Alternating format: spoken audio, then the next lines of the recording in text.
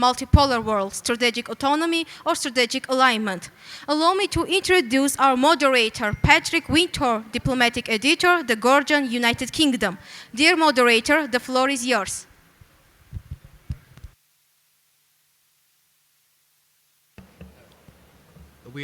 Is good? Thank you so much. Well, thank you for coming. You are clearly gluttons for punishment if you're here for yet more discussion about geopolitics at this stage.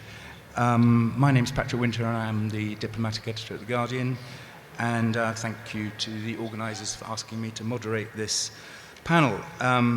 This is only my second visit to Armenia, and to be chairing a discussion that will include Armenia's geostrategic options is, on my behalf anyway, ambitious, bordering on the foolhardy. So apologies for any naivety in any of my questions. The instructions from the organisers is that we are very liberal in terms of our content, but very authoritarian in terms of our timekeeping. So if there is time for questions at the end, I prefer to do that, and we'll see how we go. Now, you distinguished panel is there in front of you, so I'm not going to go introduce them all, but we've been given a quite esoteric topic to discuss, and it probably needs a tiny bit of framing. But in essence, the thesis is that the international system is undergoing a profound transformation. Post-Cold War unipolar moment has given way to a complex and fluid multipolar environment, and that's characterized by intensified strategic competition, shifting alliances, and evolving economic interdependencies. And I guess the question we're being asked is whether the best way forward in terms of sovereignty and in terms of power is whether to shelter under the umbrella of a global power, or to have the courage and independence to strike out independently. And I imagine in part of the discussion the words Mark Carney will come up. But finally, before asking each panelist to respond to the questions they've been asked, I do think it's worth us just first asking the panel how they view the global order as it is now, because there's a slight assumption in our question that it is no longer unipolar, and it also slightly assumes that there was never a kind of multipolar, or may have always been a multipolar world in the Caucasus and the Balkans, and unipolarity is just alien to this region. And my last point of introduction is that I've got a friend called Mark Leonard, who's the director of the European Council on Foreign Relations, and he's just written a book about surviving chaos, geopolitics, when rules fail. And he said when he spoke to many of the people for the book, a lot of them admitted to him that they had no idea about what was going to come next. And I just want to quote this bit. He says, "We're just buying time. That isn't a failure of nerve. It's an honest response to a genuinely novel situation. A situation where the world that we're in just is not living up to the rules that we were taught would govern it. And for most of the post-war era, grand strategy was about managing known risks with a known structure. You could be wrong about the details, but the frame was stable. The frame, unfortunately, he says, is now gone. The liberal order isn't wounded, it's dead. Every foreign policy establishment in Washington, Brussels, London is still performing CPR on a corpse." I mean, that's kind of the grimmest possible account of where we are now, but I'd love to get the panel going down the line, how they view the global order as it stands out. Great. Well, thank you for such a picturesque introduction. I don't think that I need to say anything more, but just for the introduction, me being the State Secretary for Europe and representing my government at the General Affairs Council within the EU, I would really like to congratulate Armenia for hosting the European Political Summit yesterday, and for the Armenia-EU summit as well. I think we can really say that Armenia has been at the heart of Europe in these recent days, and it's really rewarding, I would say, for Armenia, and I trust that Armenia will continue doing working in the same manner. Talking about international environment, of course, I think we can say that is more volatile, less predictable than it's been in last decades. International law has been challenged, multiplying conflicts are rising. Not only international law has been challenged, human rights been challenged, humanitarian law. And one may ask, where is in this whole picture multilateralism? Is it obsolete? And where is international law? I would say in no way. I would say that current situation that we are in, and situation in which each and every country all over the globe is in one way or another tackled by a lack of multilateralism, of not implementing international law, shows us how costly it is not to cooperate and how unbearable those costs are. So I think we should all return back to multilateralism because, of course, after the Second World War, it served us well. It's never been perfect. Nobody can really argue in this way, but it has provided some safe framework, and multilateralism should not be regarded in the idealistic terms, but in the realistic terms, because we are all independent countries, and there are many challenges that we cannot deal with alone, and we really need together. Let me just say, Croatia as a maritime country is totally exposed, okay, together with all the other countries around the globe, with this, first of all, it was this Russian aggression against Ukraine, which was really unprecedented, that the permanent member of the Security Council has decided openly to invade the other country. Now we have the situation in Hormuz Strait, and Croatia, as the maritime country, is particularly interested to ensure international law and European and UN Convention of the Law of the Sea to be in place, implemented. It is codification of the law of the sea, and we feel it in our ports, in our economy, but Croatia also in the safety of our seafarers. We have 15,000 seafarers. Some of them are somewhere locked within the bay. So each and every country ultimately is interested and should be interested in reinforcing international order. And last point, I really do see UN as the mechanism which needs to be reinforced. Unfortunately, because of the limitation of the Security Council, it was not able to act accordingly. But what we have seen is the quite strong voice of General Assembly and its resolutions, and the majority of, in which some resolutions were voted send a strong signal that there are many, many countries all around the world which are in favor of international order and respect for international law. That's wonderful. Thank you. I'd love to come back to you on international law and enforceability if we get time later.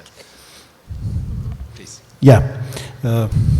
At the beginning, actually, let me thank the organizers of this conference. It's my second time in Yerevan. I was in the first Yerevan Dialogue. It has become a very influential forum for the thinkers, but also the policymakers for the region and for European Union as well, for the European Union countries. So, as to the issue of international order, actually, we all know that the war has become, or it is from the very beginning of humanity, a second nature of humanity. So nothing has changed. Only we have a little bit more power grabbed by powerful countries, by bigger powerful states, and it's the small countries like our countries is also the countries in the region of Balkans and in the region of Caucasus and in the region of Middle East have suffered. These are three regions actually that witnessed during history a lot of ethnic tensions, a lot of wars among themselves, a lot of wars which were somehow introduced by other actors in the region. And so it is nothing new. But what we want to rely on, because your topic was the strategic alliances that we are trying to make, and whether we can achieve the strategic autonomy. As a small country, of course, we are interdependent, but also the bigger countries are dependent on others. And these two notions are not mutually exclusive. They're not mutually, they can actually support each other in the sense that to become autonomous strategically, you should also connect to others in terms of energy, in terms of security. Today, the security is the first issue, of course. My country, North Macedonia, is a candidate country for European Union, and we think that our strategic alliance should be focused actually on becoming members of European Union. The second pillar is our membership in NATO, which we achieved 5-6 years ago, and paying a very big price actually, because we had to change our name in the constitution in order to become members of NATO.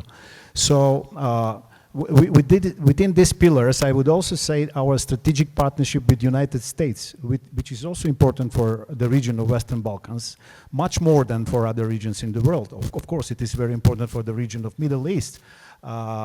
Maybe not so more for Caucasus, but we've seen that last year signing of the agreement between Armenia and Azerbaijan in Washington, D.C. was also very much important for the powers like the United States is to bring peace in regions. And the United States was very important in the beginning of 90s when the wars were going on in Western Balkans, and the European Union couldn't set peaceful agreements there, but it was for the United States actually to step in and to set the peace agreements there. So we think that our strategic partnership with the United States is very important, as I said, but also last year we signed the strategic partnership with the United Kingdom. We think that the United Kingdom as a global power and as a power that is also interested in the region of Europe where it belongs, and in the region of Western Balkans, which is also very important to stop the impact and the malign impact and disinformation campaigns from Russia in this region, but also our region as a so-called the port of stopping the migration, illegal migration for different countries where the wars are going on. So we think that through these strategic alliances, we can secure our future. But we also, last but not least, as a small country, we should rely upon multilateralism. It is true that what my colleague said, that multilateralism doesn't have any alternative. We should rely on it, but as we see it now, we should be very realistic. For smaller countries, global powers and global initiatives and alliances are very much important in order to secure their peace and prosperity. Thank you. Good to know that the UK still has some sway in the West Balkans. I know they put a lot of diplomatic effort into that region, but can I now? You were the ambassador for Armenia in Washington until August, and I think you were there until the signing of the agreement. Then obviously, I think going to be in this panel quite a lot of sympathy towards America, and yet in large parts of Europe there's quite the opposite, and there's extraordinary polls showing that more Europeans think America is a threat to Europe than China. Just could you explain a little bit how you have managed to navigate this very, very difficult American administration, which you do still obviously need a great deal in terms of support that it can give to the country? Thank you so much. Thank you for moderating this panel and the questions you posed. I will address the question that you addressed in the beginning of the panel and then the second one. You know, I do agree that we are living through a period of profound geopolitical change, and the traditional understanding of stability and predictability has been heavily challenged. And in this situation, for countries like Armenia, this poses a question how to navigate.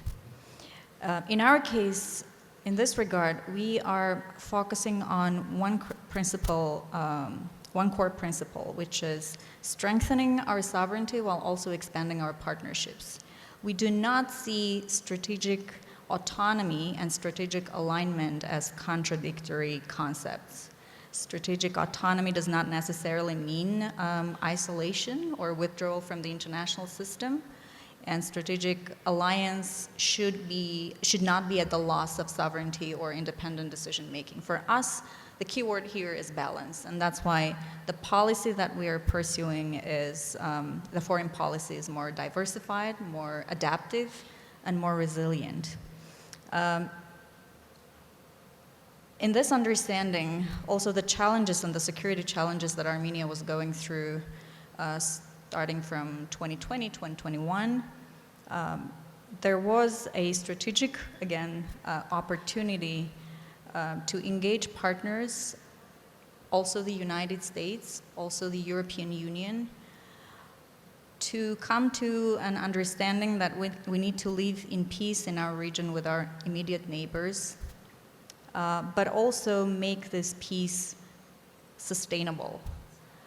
And that is the reason that alongside with the dialogue and negotiations with Azerbaijan, we were also seeking avenues of opening new opportunities, including connectivity, including trade, diversifying economy, energy, etc. So coming back to the relations between Armenia and the United States, I think strategically it was very important for Armenia to change the quality of the relations with the US. We are very happy that with the change of the administration from the Biden administration to the Trump administration, the attitude of the United States has not changed. In fact, we have not only preserved the strategic partnership between Armenia and the United States, but we are currently working on it to make it better, to include more aspects, to make it more profound. And based on the relationship that had been cultivated over the years, it was possible both to establish a project, which is Armenia-US project, the TRIP, Trump Route for International Peace and Prosperity, but also initial the peace agreement in Washington, D.C. with the presence of the president as witness. That's my, if you have any further I just want to ask a really low-grade journalistic question, which is just how much did you think Donald Trump knew what he was doing in terms of the peace agreement that you were negotiating? Was it for him just another tick in the box of this Nobel Peace Prize application, or do you think he understood some of the issues by the end of the process? Sorry, as I say, it's a rather low-grade journalistic question. You know, when the administration changed, the inauguration was on January 21, 2025.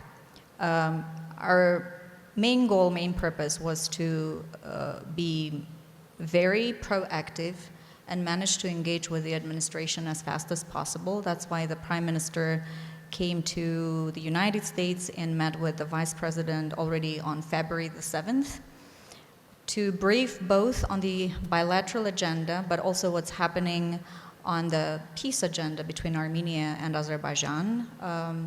And I'm confident and more than confident that the administration, both the Vice President and the President, were fully informed about the processes. And the engagement and the fast and rapid engagement was the result of that knowledge. Thank you. So, you have the advantage of not representing a government, but please feel free to be... Thank you, Patrick. I think I would like to thank, as my colleague did, to Armenian government hosting us here. So it's happy to be here, and it's happy that the both governments are normalizing this kind of exchange. So I will start to say that the way is debate often framed that strategic alignment versus strategic autonomy implies a clear and deliberate choice. But most of the countries today, that choice is neither clean or not fully available. I think that now the system is, or states are moving towards what we might call as a menu-based geopolitics or a la carte order. So what it means that in this system, alignment is not longer comprehensive or permanent. It's selective, issue-based, and constantly recalibrated. So countries assemble the external relations with one partner, security with another partner, technology with third partner, and diplomacy is elsewhere. So this produces a new reality, and which is actually is not interdependence, but is overlapping dependencies. So states are simultaneously depend on multiple actors in different sectors, and these dependencies are do not cancel each other. But however, I would like to give the two examples. One is example from our region, South Caucasus. Another example is from the Central Asia. Let me start with the Central Asia. The Central Asia actually illustrates this a la carte order very clearly because these countries manage their security legacies with Russia, deep economic engagement with China, seeking connectivity and more new relationship with the European Union, and also growing ties with Turkey and the Gulf states. But difference is that the Central Asia is that because they have resources over the last 30 years, also more management, and they created a little bit more the strategic autonomous region, so inside, because it's much more institutionalized. So when it comes to Caucasus, so we have a different choices. So after 30 years, we don't have a hegemon, a third party. We have I will call the Caucasus a multiple influencers, so different countries from the region and outside. But however, in the last 30 years, I believe that Azerbaijan created strategic autonomy with its choices, but also with its resources, and also with ally relations. Ally relations, I mean the Turkey. But has it, can it make that region to have a strategic autonomy? I believe not yet. We are, I think, we are going to replicate a little bit at what Central Asian countries did.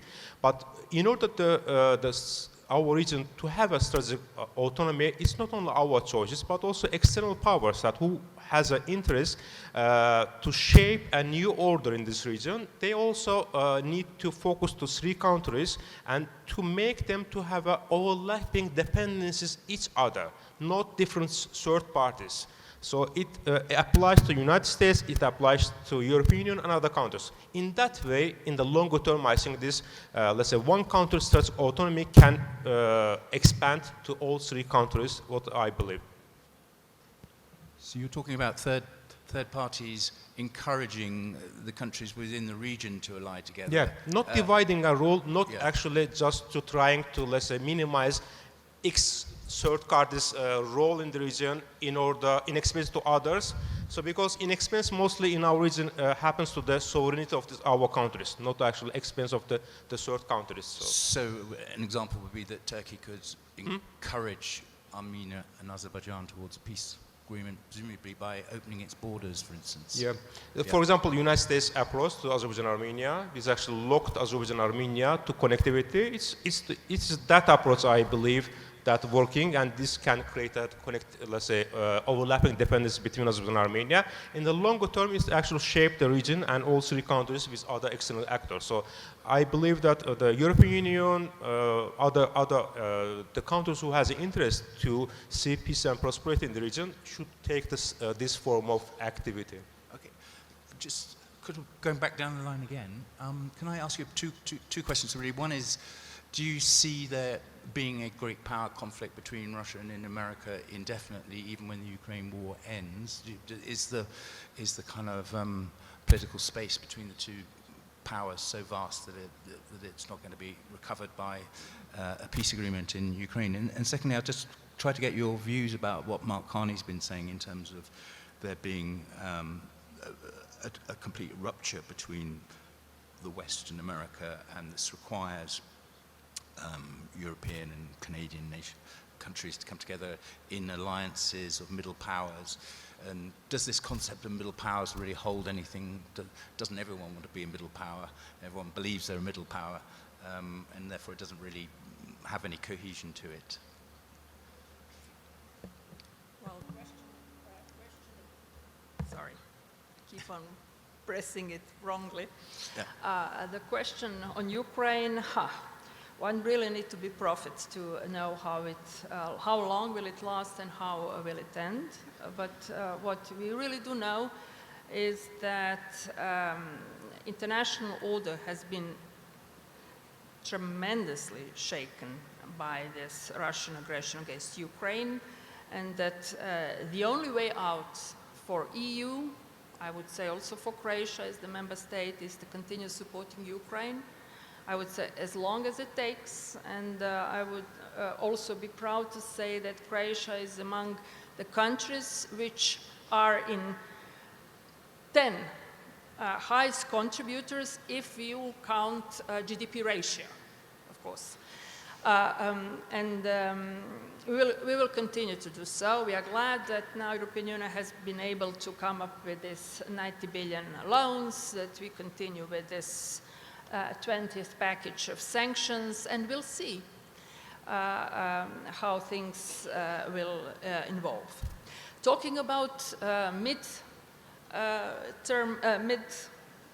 middle powers, or let me start, but I would say that really no power, even the biggest one, can really act alone.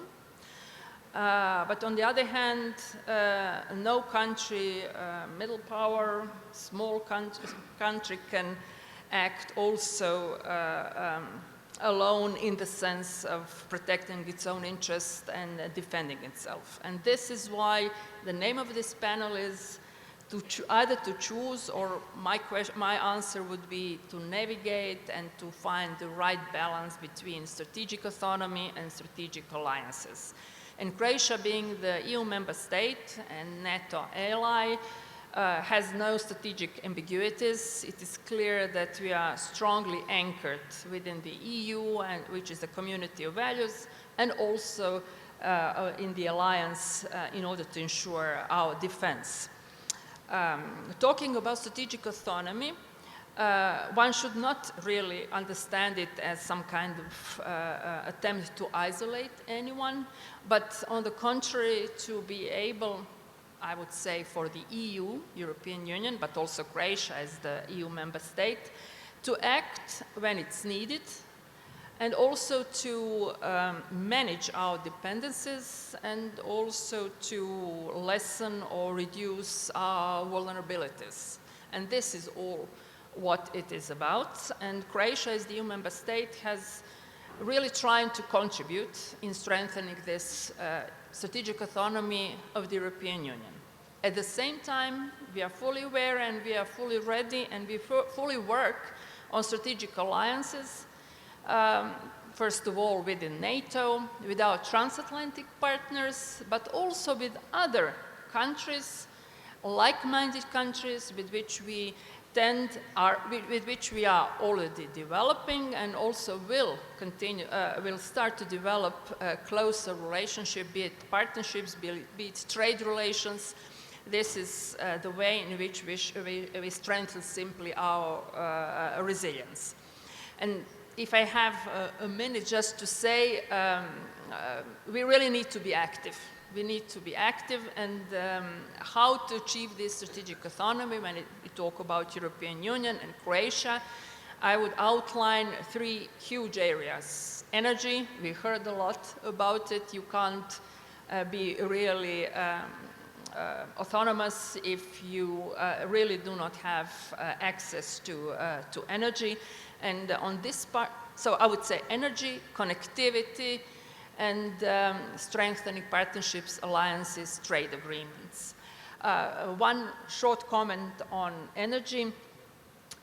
Croatia has been working a lot in the recent years to enable energy diversification of European Union and of Croatia. Of course, we managed to build an LNG terminal on island Krk near our port Rijeka, and in the meantime we have even expanded its capacity to serve well not only for Croatia but also for our neighbors from the Central Europe. Now we are also building a pipeline towards Bosnia and Herzegovina.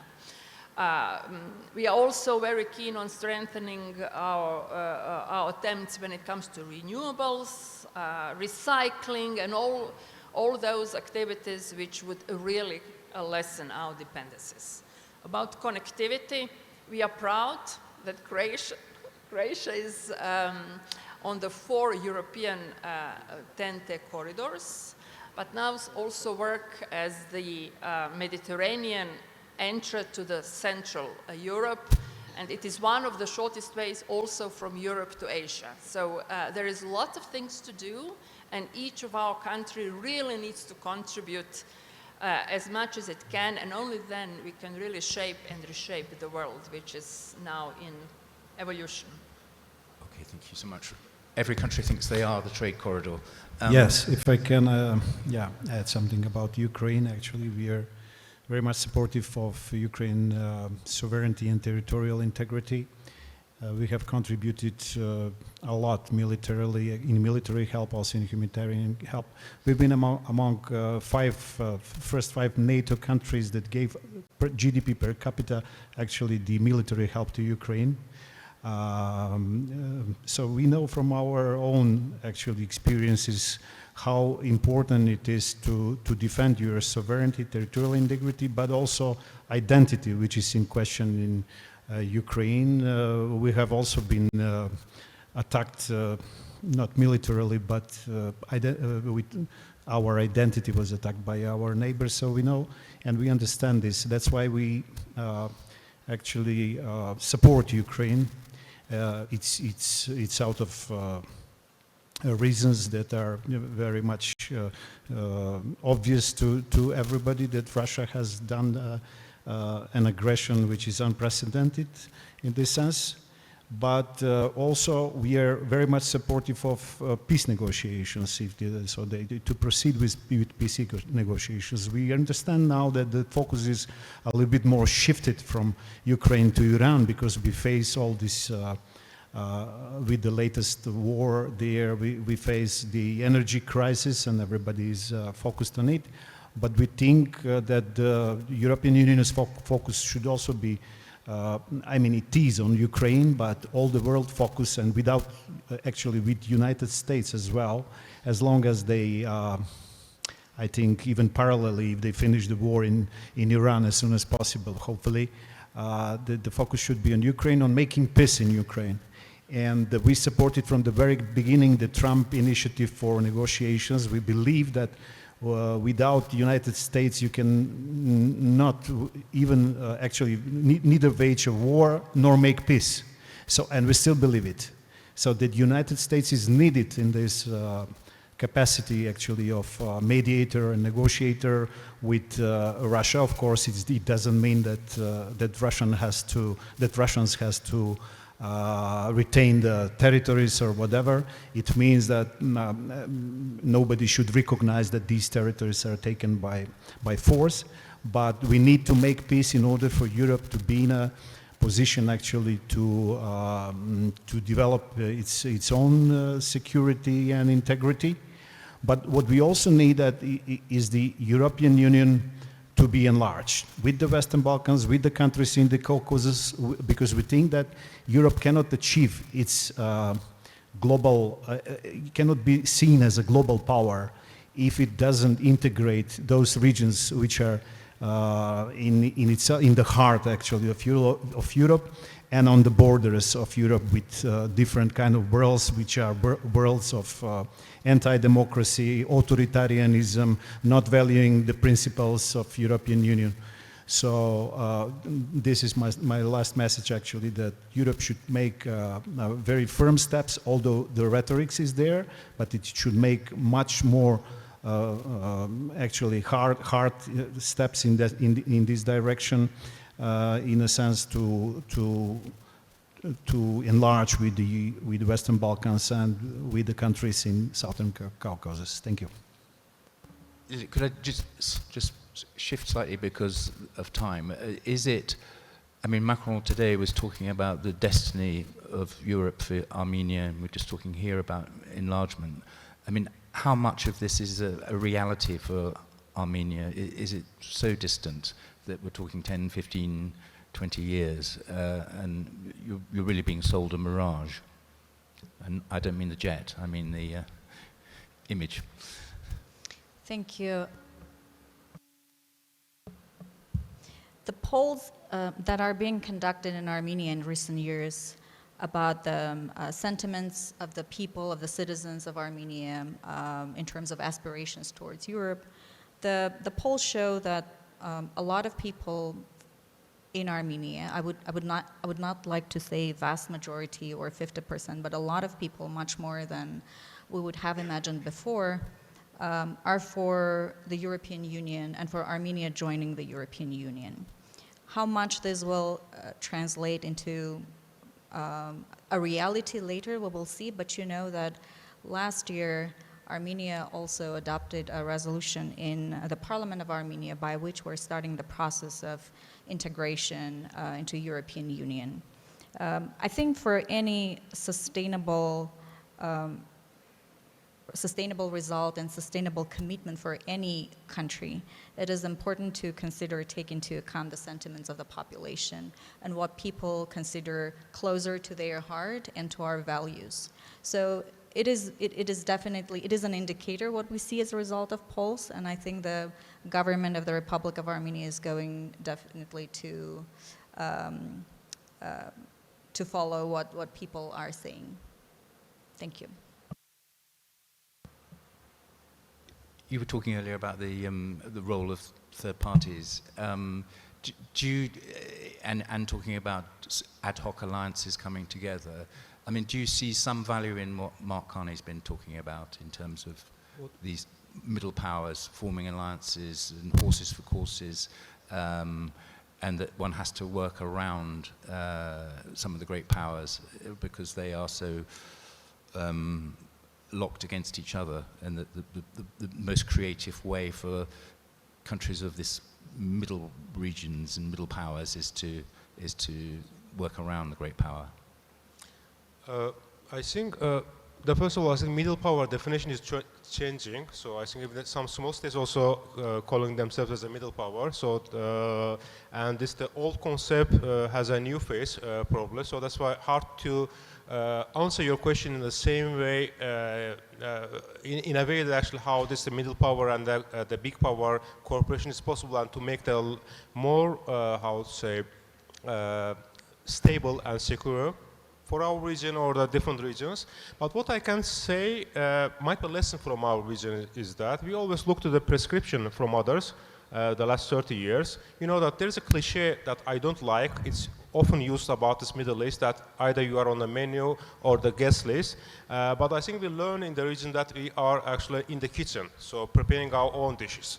Neither on the menu or the guest list. So that's why my prescription should be this for the small states and middle powers. For us, for example, region, the middle power is let's say, Kazakhstan calls itself middle power, Azerbaijan calls it middle power, Turkey. So, I mean, that's why in this concept, in this interchanging concept, I had to answer your question, let's say, clearly. But does it matter whether these alliances have any ideological affinity with one another, or is it just can be transactional relationships? I think you rightly point, it's a transactional nature, but also small states, for small states, most important is about the flexibility. So not locking up this, let's say, permanent relationship, or have a flexible room of maneuver, but also not to accepting everything on the menu, so to making your own menu. also to different the choices. So this is my prescription for small states, but also middle powers who calls themselves middle power. Okay, my last question really is around this issue of middle powers, smaller states, probably more than any other countries, need the rule of law. It provides them a protection. Yeah. And yet we've seen rule of law and the international legal institutions trashed in brief. Do you see there any way back for international law? Take an example of some younger people, say I know in the UK, were very excited, they were very pro-Gaza, very excited when they saw all these International Court of Justice rulings saying X or Y about what must happen in terms of humanitarian aid going into Gaza. And because it was all quite new to them, they all thought this was an incredible step forward, and that they therefore thought these rulings or provisional orders would actually be enforced. And then they've discovered that they have no enforcement powers at all. How do you feel, as an international lawyer, and that's your background, how do you feel we're going to restore credibility to these institutions? I would say that those institutions continue to exist and continue to function, and the International Court of Justice has its own powers, has its competence, and can deliver judgments. They can be implemented or not, but still they are there. International Court of Justice has been known also for providing the advisory opinion on a number of topics also dealing with the Middle East, and its findings are known. I can talk also about ICC and all the developments, there. You don't mean the Chief Prosecutor's personal state of health?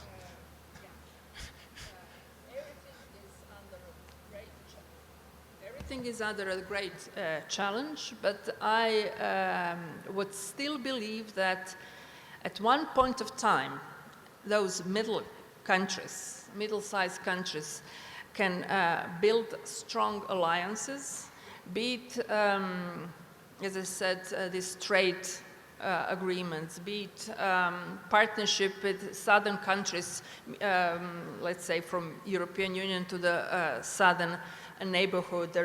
We have adopted the Pact on Mediterranean, for example, which simply encourages to build strategic partnerships with similar single states, trying to establish mutually beneficial partnerships. And then I'm sure it will work.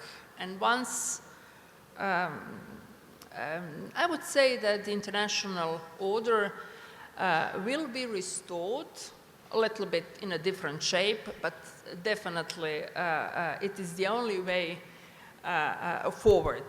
Maybe last point, just to say each of our country needs to be patient, need to be responsible, need to be ready to cooperate, and need to do its best to shape our future, because if we are not doing it, we will be shaped by someone else. Yeah, our example shows actually that the international order and international law was not respected in our case. Even before this war started, actually, we had previously a verdict from the International Court of Justice in Hague that our neighboring country cannot block us into becoming a member of NATO with our provisional name, former Yugoslav Republic of Macedonia, when we were actually, it was our provisional name within the United Nations, and we got the verdict from the International Court, but still our neighboring country used the power not to abide to that decision.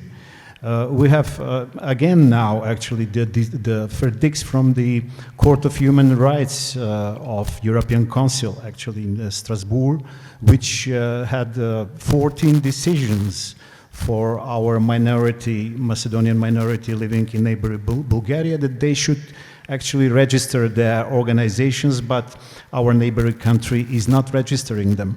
So I would say that not only the bigger countries, but also the smaller countries which are using their power, middle or smaller countries towards their neighbors and towards small countries.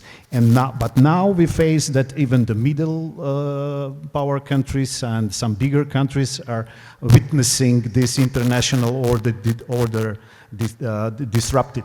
So, but we believe that with this latest disruption, actually something will change, and the new, actually we will witness the international order will be back, and multilateralism will be back. Thank you. Thank you. You know, we recognize that in this complex international environment, smaller and mid-sized states must be particularly agile. We need to be able to engage in multiple directions, sometimes simultaneously, while also being anchored on our own national interests and priorities. So going back to your question about international order and rule of law, Armenia has always been a proponent of rule of law, both domestically but also internationally, and international order, and that's why we're a part of the organizations and an active member of the organizations that support that.